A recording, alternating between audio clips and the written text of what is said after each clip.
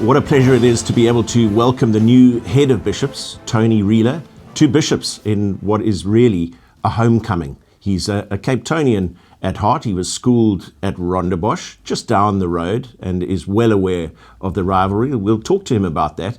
But he's come from Pretoria, where he was head of Pretoria Boys High School, and comes to bishops at an extraordinary time.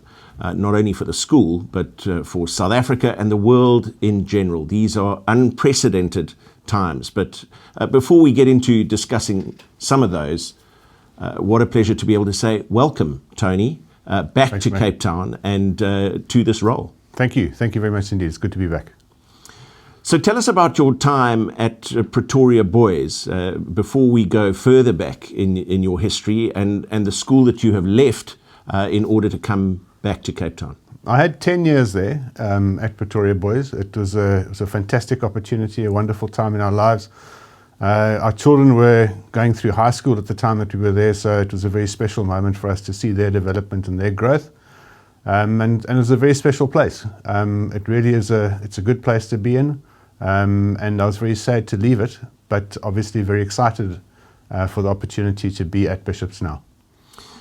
So your family has a history in education, and your father was a headmaster, as we know, and you attended Rondebosch. Is there any ill feeling here, either for you or your family? Can we just clear this up first and foremost? Not in the slightest. And as I said to some of the boys that I've met, my allegiances are very much with Bishops at the moment.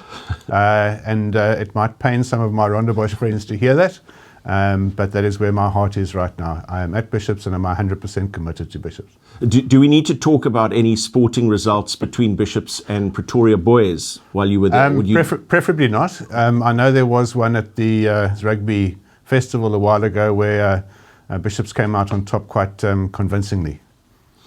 Now, Tony, the point of getting together with you in this format is to get to know you a little bit better and to also explore some of the lighter side of life, perhaps in the Reeler household. But we can't conduct an interview with the new head of any type without mentioning the two things that you mentioned in your letter to the school and to the ODs when you arrived. In fact, before the term even started, that in amongst many other aims and objectives that you have as head of the school, there are two critical things that you need to deal with. And the first of those is around this unprecedented time and a group of matrics in particular who have had to navigate a very challenging educational environment, so to your teaching staff, and making sure that we get to the end of this academic year in good shape. Yeah, the two issues that you refer to, I have alluded to many times in my discussions and conversations with people, and I've referred to them as the two viruses, if I can call them that. The one, the obvious virus of COVID-19, and being able to bring the boys back safely, and the boys and the staff, their safety is obviously of most importance to us and to me. And the fact that we're sitting in a strange world, last seen, I suppose, in the 1918 era with the Spanish flu, where the entire world has been affected. And the difference now is that our access to information is so much greater. So we actually know what's going on in different countries around the world, and we can see firsthand the effects of this virus on us and on our generation. And this is going to be, as I've said to many people, this is going to be one of those things that we're going to talk about for years, decades, and we're certainly part of history at the moment. And it's the sort of thing that our grandchildren are going to sit and say, you know, were you part of this? And you say, yeah, you were. And to the school boys, the boys and girls that are at school at this time, they're part of a very, very difficult year, and I take my hat off to them. They have coped and dealt with this with the most incredible resilience, and it's been fantastic to see it. So that's the first virus. The second virus is one that's been around a little bit longer, and is one that I think is going to take a little bit more to get rid of. While coronavirus is going to be with us for a while, and I do think there's an end to it, the second virus is that of racism. and the unfair discrimination of people on the basis of the color of their skins. And that to me is the virus that has been with us for hundreds of years, and it's a virus that's now been brought to a head as a result of recent events around the world. And it's a virus that's long overdue that we have a very serious conversation about it now and try really, really hard as a planet to get rid of this.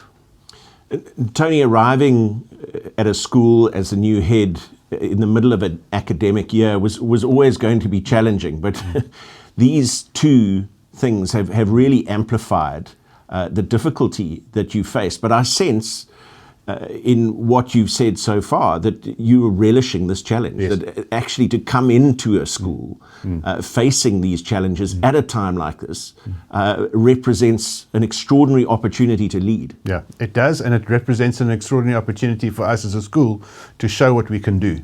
When I spoke to the staff and I spoke to the boys in the first couple of days, and I said to them, we have an opportunity to really be leaders, not only in our own schools, but also within our country and within the world, as far as how schools can tackle these issues. The two issues of schooling in a safe environment and also dealing with discrimination, and not only racism. Racism is the issue at the moment, and it is the main issue at the moment, but there are other isms and phobias and various other things that we need to deal with as well. What would you say really motivates you as a head of school, as an educationalist? Challenges like this, as you've mentioned, they do motivate me. They give me an opportunity to kind of really start thinking and trying to engage with people. I love engaging with people, and I love trying to get people to look at things from a slightly different perspective, and not to have necessarily the same outlook on life, but to see something from someone else's point of view. That excites me. And then the journey that young people walk or travel on in their high school road is remarkable to see. And you see these bright-eyed little people. It's going to be my first experience of dealing or working within an environment that has prep school and pre-prep boys in them. And I'm looking forward to that. I really am. The only experience I've had of that in the past has been my own children and their friends. And so I'm looking forward to seeing how to help manage that kind of thing. We've got some great staff here that do that are experts, but I'm looking forward to try and support them.